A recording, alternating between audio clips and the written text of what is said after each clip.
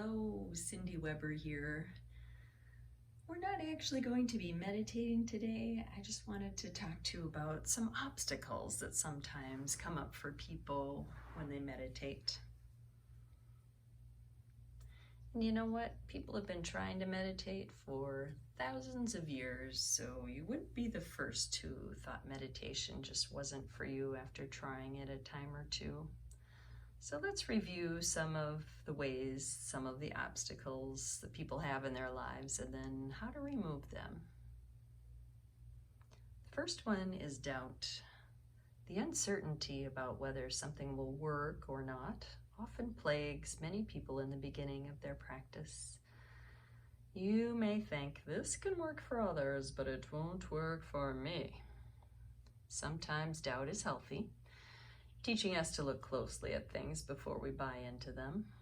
But the unhealthy doubts just take us away from experiences before it teaches us anything. How to overcome doubt. We have to remember that thoughts are just thoughts. They're not facts, even the ones that say they are. When we notice this doubt slipping in, just take note of it. Perhaps even notice the fear that is often underneath it, and then gently return back to your meditation practice. The second one is restlessness. Let's face it, it is hard to sit still for a period of time when the mind can be so busy. We're trained from a young age to do, and do some more. The mind may rebel a bit when learning how to just be. You might catch it running through a million to-do lists and try and count the minutes until the end of your practice. This is all completely natural. My first time meditating for an hour made me want to run away. I could not sit still, so I kept changing positions until I finally just lie down on the floor. What's an antidote for restlessness, you may be wondering? It's important to recognize that restlessness and boredom are just sensations like any other. If you look deeply at restlessness or boredom, underneath it is often some form of anxiety or fear. But you don't need to investigate it to reduce its impact.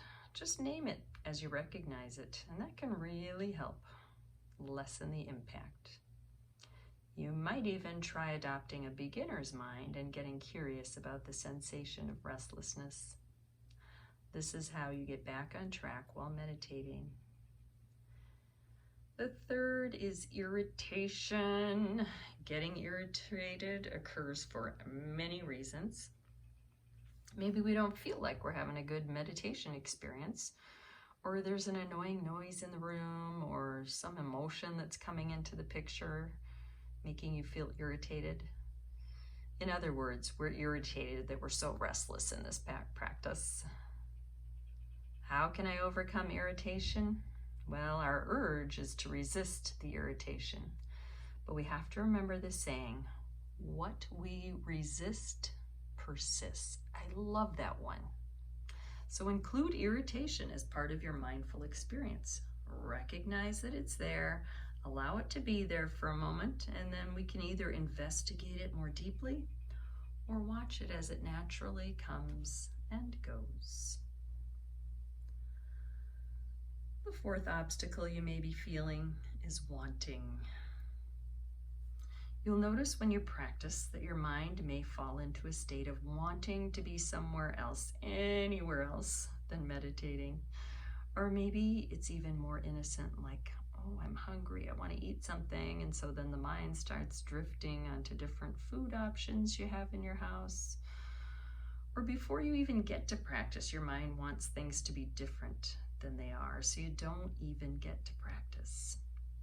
This state of mind can either stop us from practicing or make us feel restless or irritated. How can we move away from wanting? Well, if you notice this state of mind before your practice, you might consider what you can practice instead of what you can't practice. So choosing to look at what can be. For example, in a noisy place, if the mind is busy, wanting to be somewhere else during the practice, see if you can just be easy on yourself. Simply continue to notice the thoughts straying and gently bringing your attention back. If it continues to be a really strong pull, maybe intentionally shift your practice to being aware of thoughts. Just noticing the thoughts as they come and go. Ultimately, having a regular mindfulness meditation seems so simple, but practice isn't always easy. We have our brains to contend with, and it throws up all these obstacles. Even if you just make it your intention to be on the lookout for the obstacles and apply some of these antidotes as you can, that would be an extremely beneficial practice. The fifth and final obstacle you might run into is sleepiness. A lot of us are sleep deprived. So it's easy to become a bit sleepy when you try to come down from your busy mind. Our body does what it naturally wants to do, and that's to go to sleep. We also feel sleepy sometimes when an experience is overwhelming. So it's really good to be curious whether the tiredness is telling you that you need more rest, or that there's a feeling that needs to be explored and perhaps even expressed to someone.